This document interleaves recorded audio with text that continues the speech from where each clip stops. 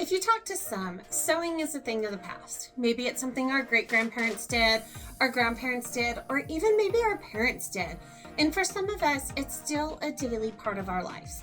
Hi, I'm Tamara Schubert, your Family and Consumer Sciences educator for NMSU and Chaves County Cooperative Extension, and we're talking sewing. Simple things that we can do to reuse resources, save a little bit in our budget, and maybe customize our home or our workspace. So join us and come along for the ride. Whether you're brand new at sewing or the expert pro, you'll find some things that you can do for you.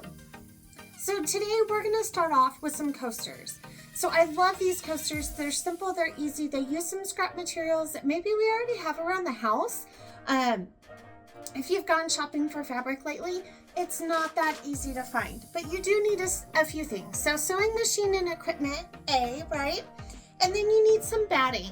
So I picked up just some scraps laying around the house. Maybe you quilt, maybe something like that, and you've got some scraps from things that you haven't used in the past. Great way to reuse them. These are cut in a 6x6 using our self-healing mats and our acrylic rulers. The other thing you need is some fabric. So you're going to want 6 squares for every coaster. So you can pick up a couple of coordinating, a main focal one, whatever you desire, and the number is completely up to you. But our goal here is simple. Find some coordinating things that are you. So for this particular coaster, I found some cactuses. They're the same in the front and the back. And all I want to do is take one face down, put my batting on top, square it up, and then I'm going to take the other one face up so that it creates this sandwich on top of our squares. And then from there, you can use some basting spray if you would like to keep everything together.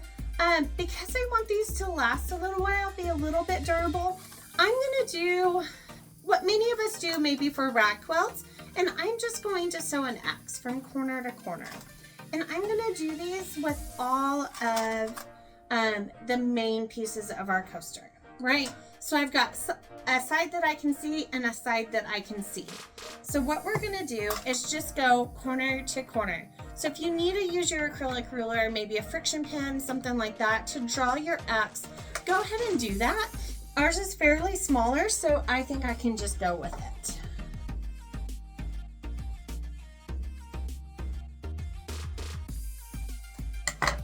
Okay, so I did my simple X, and I did some coordinating color thread. So it's pink on one side, turquoise on the other side.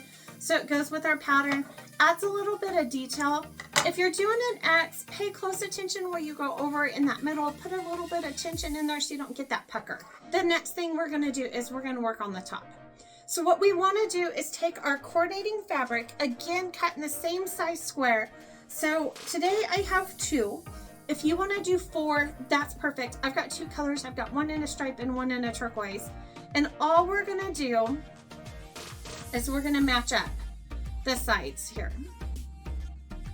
And our goal is that we're gonna line up all 4 sides in an alternating way that all of our raw edges are caught in the seam that we're about to make.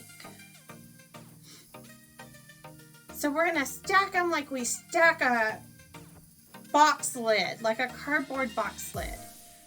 So you want them to where all your raw edges are together. Let me get it clipped and I'll pull it up for you.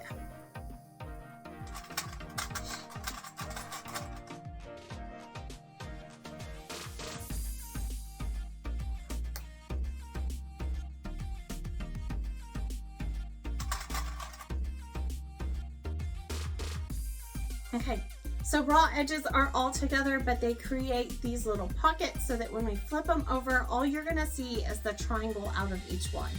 So again, we have our right side here and we have our coordinating fabric on the top. So all we're gonna do is using the edge of our presser foot, we're gonna sew all the way around. There's no need to make a gap because we're gonna flip it in the middle of that X that we made.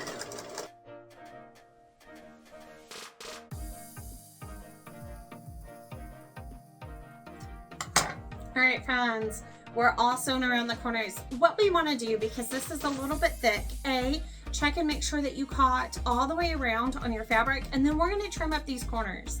And so I like to do, I don't know, what I call a bird. And I guess I call it a bird because it looks like a little wing.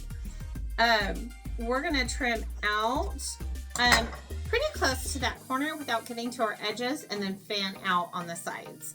So trim in and trim out. Some like to cut straight across. I don't know that it cuts enough of the corner for me for things to really flat. So we're gonna get close to the corner and then kind of fan out, like it looks like a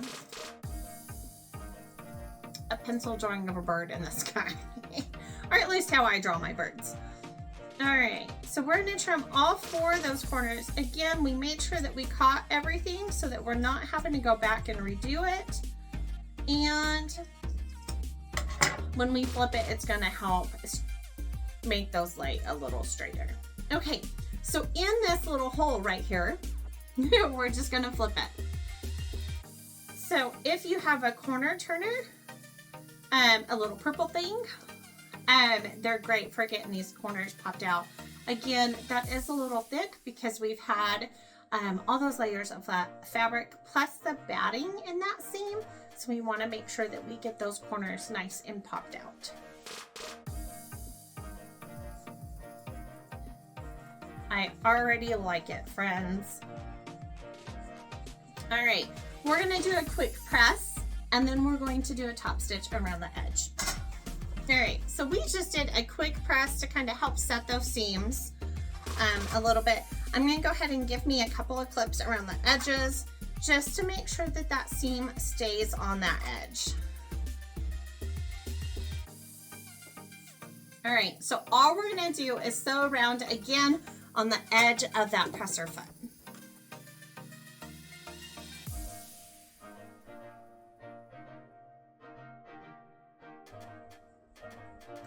All right, there you go, friends. A cute little unique way to use some scraps around your house and maybe make some housewarming gifts or even customize your spaces. Join us next time. We'll have more. Happy sewing, y'all.